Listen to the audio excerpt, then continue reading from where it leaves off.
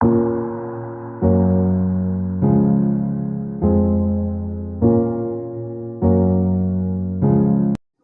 Guys, मैं doctor वसुधा कुलश्रेष्ठ आपके लिए रोज की तरह समाजशास्त्री प्रश्नोत्तर लेके आई हूँ।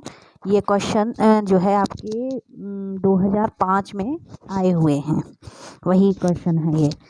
देखते हैं। माइंड, सेल्फ एंड सोसाइटी, ये पुस्तक किसने लिखी है?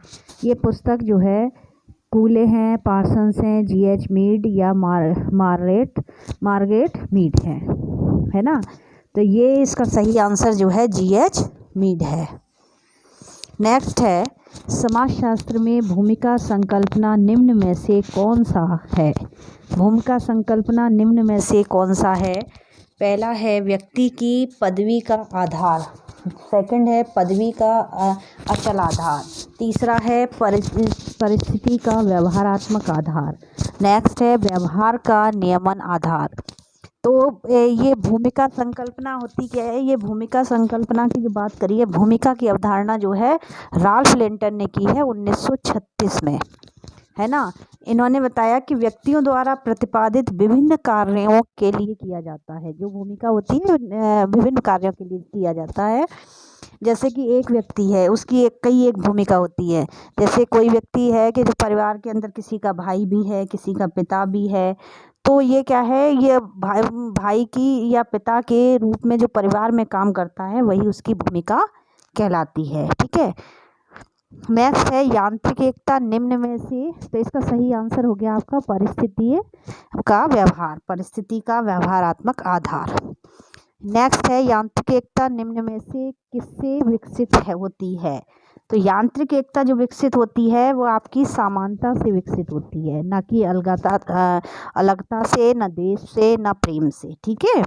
यांत्रिक एकता जो है समानता से होती है, क्योंकि जब व्यक्ति अपने समाज के अंदर जब समान गुण होते हैं, समान रूप से समान विशेषताएं रखता है, तो उसमें क्या है, समान रूप से अंतःक्रियाएं भी होती हैं। तो व्यक्ति में समानता से ही कह सकते हैं लास्ट में कि व्यक्ति में समानता ही यांत्रिक एकता का आधार है।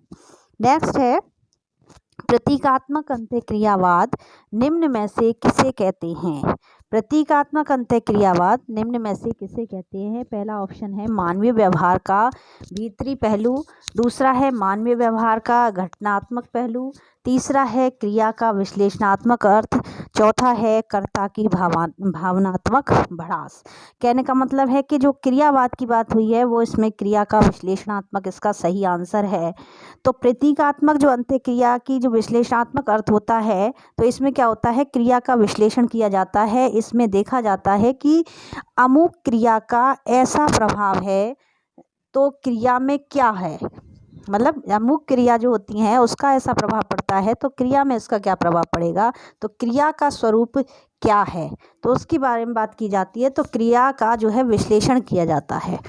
नेक्स्ट है बाल हत्या एवं स्वजाति पक्षवाद निम्न में से यह किसे दर्शाता है?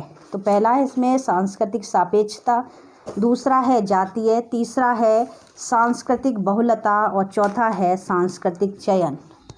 तो पहला इसमें जो है सांस्कृतिक सापेक्षता है ना, तो इसमें सांस्कृतिक सापेक्षता इसका सही आंसर है।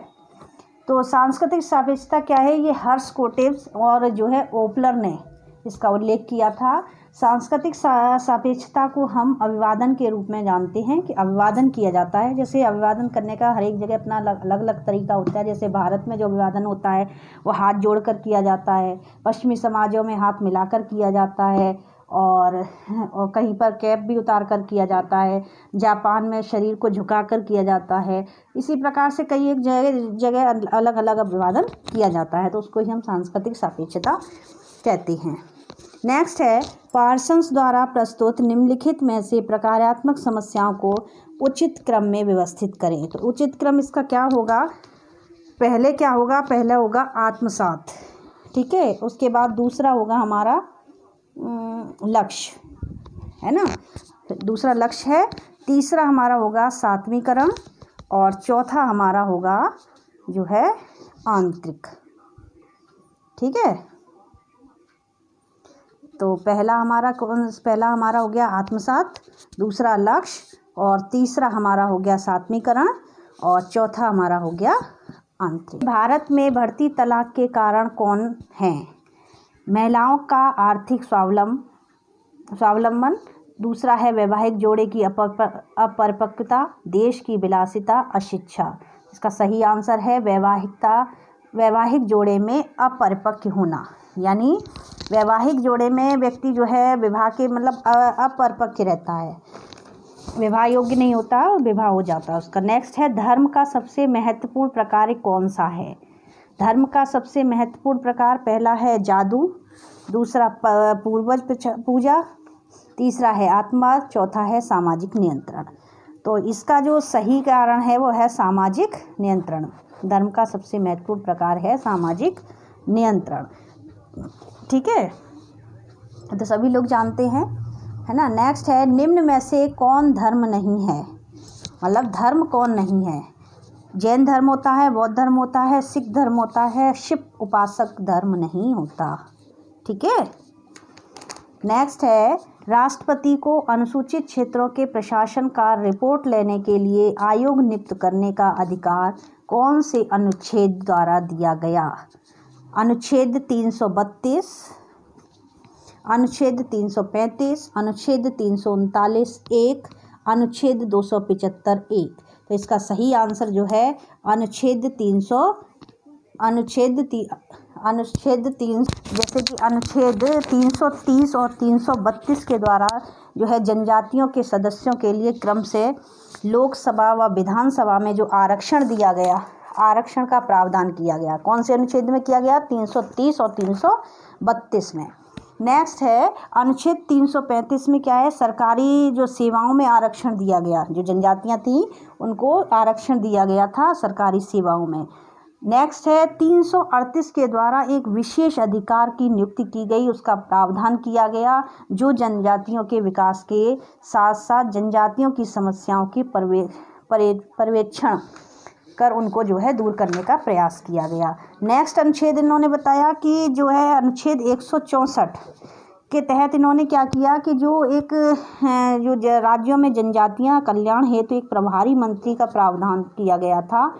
उनकी जो है प्रभारी मंत्रियों का जो प्रावधान के लिए जो समस्याएं और विकास की संदर्भ में जो नीति निर्माण किया गया वो अनुच्छेद 164 के अंतर्गत किया गया था। ठीक है, इस प्रकार से ये इम्पॉर्टेंट क्वेश्चन है, इसलिए मैंने आपको बताए हैं। ये अनुच्छेद भी याद कर लीजिएगा, नोट कर लीजिएगा जो मैंने आपको ओरली बताए हैं। Thank you.